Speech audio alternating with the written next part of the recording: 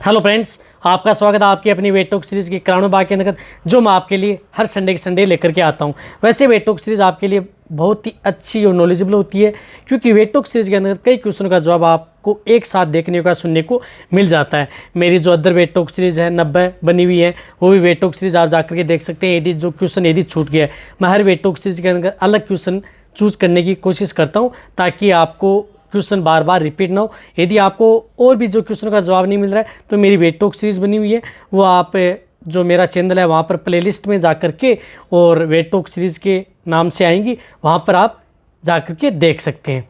अब आप लोगों का ज़्यादा समय न खराब करते हुए मैं पहला क्वेश्चन अटेंड करता हूँ। पहला अमित कुमार यादव का, वो कहते हैं मेरी गाय को मेस्टाइटिस हो गया था, उसके बाद उसका थन सही हो गया, पर उसमें से अब पानी आता है, दूध नहीं आता। एक और बताना चाहता हूँ कि यदि आपको अभी भी मेस्टाइटिस ठीक नहीं हुआ है, उसका खांड ठीक हुआ है, अभी भी उसके थन में से दूध आ रहा है, पानी आ रहा है, जब तक यदि आपके पशु के थन में से दूध नहीं आता, तब तक हम कैसे माने कि आपके पशुओं का जो मेस्टाइटिस है वो ठीक हो गया है। हो सकता है कि उसमें सोजन होगी या वो हार्ड होगा, वो थोड़ा नरम हो गया होगा। ये जब तक अभी तक भी वो बैक्टीरियल इन्फेक्शन में ही है, इसलिए आपने जो ट्रीटमेंट करवाया है वो आगे और ट्रीटमेंट करवाएं। और वैसे मेस्टाइटिस के बारे में मेरे चैनल पर डिटेल सी वीडियो बनी हुई है कि कौन कौन से इंजेक्शन आपको उपयोग में लेने चाहिए और कौन सी एंटीबायोटिक इंजेक्शन लेना चाहिए। और यदि पूरी डिटेल में जाना है तो मेरी चैनल पर वीडियो जा कर के देख लें, वरना यदि इसमें मैं बताऊंगा आपको डिटेल से तो बहुत लंबी वीडियो बन जाएगी। एक और बताना चाहता हूँ कि साथ साथ आपको एक पाउडर बताना चाहता हूँ, जिसके अंतर्गत विटामिन सी होना चाहिए और पोटेशियम आयोडाइड होना चाहिए, और जिसके अंदर विटामिन पर्याप्त मात्रा में विटामिन ए, डी, ई, के और कैल्शियम, फास्फोरस, इस प्रकार के एलिमेंट्स और तत्व भी होने चाहिए। वह पाउडर आप अपने पशु को दें जिन पशुओं को यदि मेस्टाइटिस हो गया है। बहुत सी ऐसी कंपनियों के हैं जो पाउडर आते हैं, वह पाउडर आप ला करके आप 50 ग्राम से 60 ग्राम तक पर डे के हिसाब से उस पशु को दे सकते हैं। रही बात उसको अभी भी एंटीबायोटिक इंजेक्शन की ज़रूरत है। अब एंटीबायोटिक इंजेक्शन मेस्टाइटिस में कौन कौन से लगाए जाते हैं, चैनल पर जाकर के देखें, बहुत अच्छी वीडियो बनी हुई है, वो भी आप प्रैक्टिकली अपने पास जो नज़दीक पशु चिकित्सक है उससे आप वो इंजेक्शन लगवा सकते हैं।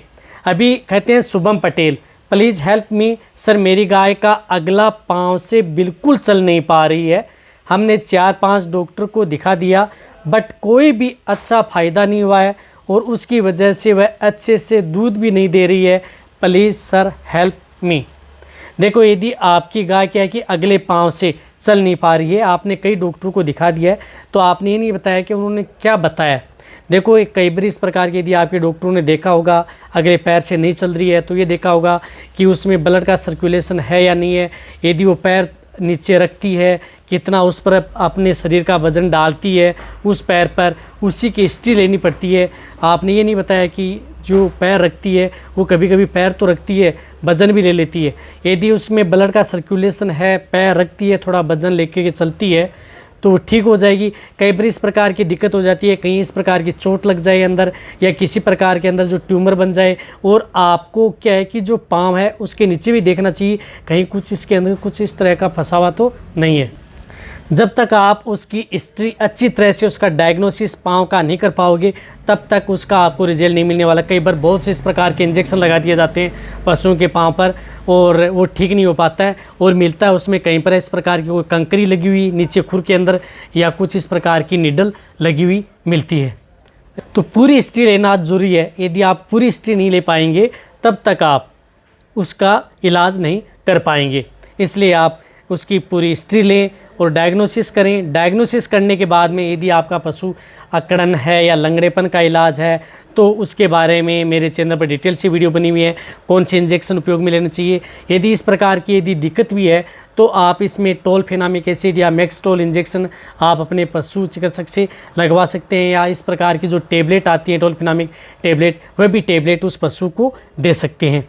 या इस तरह के जो इंजेक्शन आते हैं कोर्टिकोस्टेरॉइड इंजेक्शन, लेकिन ये सभी के सभी इंजेक्शन आपको पशु चिकित्सक के द्वारा ही लगाने। कोर्टिकोस्टेरॉइड इंजेक्शन है, जिस प्रकार से वेटालोग इंजेक्शन भी उस पशु को लगा सकते हैं। यदि इस प्रकार की कोई दिक्कत नहीं है, तो यदि प्रेग्नेंट है तो नहीं लगवाना है, लेकिन इंजेक्शन लगवाने आपको पशु चिकित्सक से ही हैं।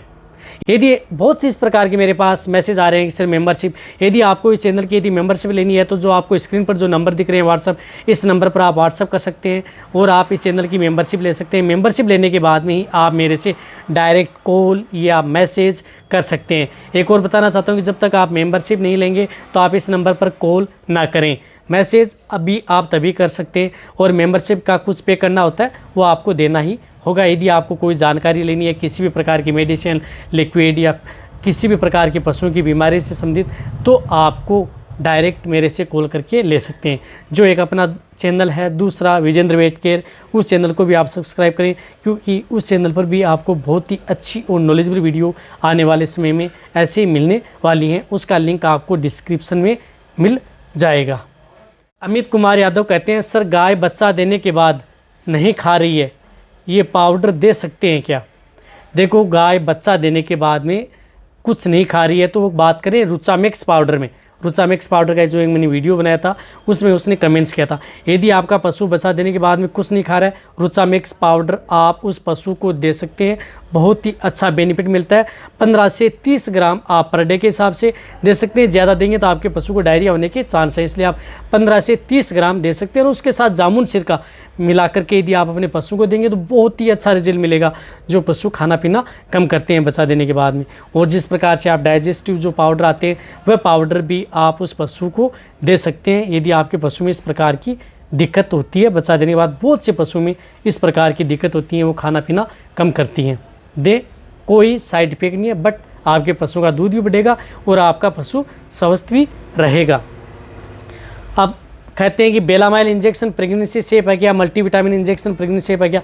बहुत इस प्रकार के कमेंट्स आते हैं मेरे पास कि ये सेफ है क्या। एक और बताना चाहता हूँ कि जो मल्टीविटामिन इंजेक्शन है ये प्रेगनेंसी, जो ज़्यादातर इंजेक्शन होते हैं वो प्रेगनेंसी सेफ ही होते हैं। ज़्यादातर के वो लगभग सभी इंजेक्शन हैं वो प्रेगनेंसी सेफ हैं। जो मल्टीविटामिन इंजेक्शन होते हैं, जिस प्रकार के B complex and liver state की बात कर रहे थे, वह इंजेक्शन भी आपके पशुओं के लिए प्रेगनेंसी सेफ है। प्रेग्नेंट है तो भी लगवा सकते हैं, नॉन प्रेग्नेंट है तो भी लगा सकते हैं, कोई भी दिक्कत नहीं है। वैसे कौन से इंजेक्शन प्रेगनेंसी सेफ है या नहीं, उसके बारे में मेरे चैनल पर डिटेल से वीडियो बनी हुई है, वो भी आप जा करके दे सकते हैं।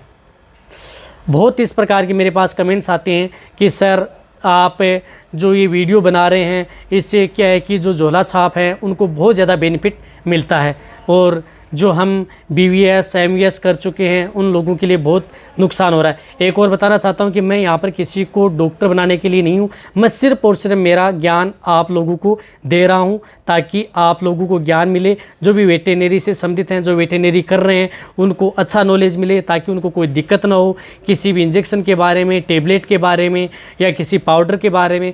जो पशुपालक हैं उनको अच्छा वैसे नॉलेज हो कि किस तरह के कौन से पाउडर आते हैं, कौन से लिक्विड आते हैं, कौन सी टेबलेट आती है।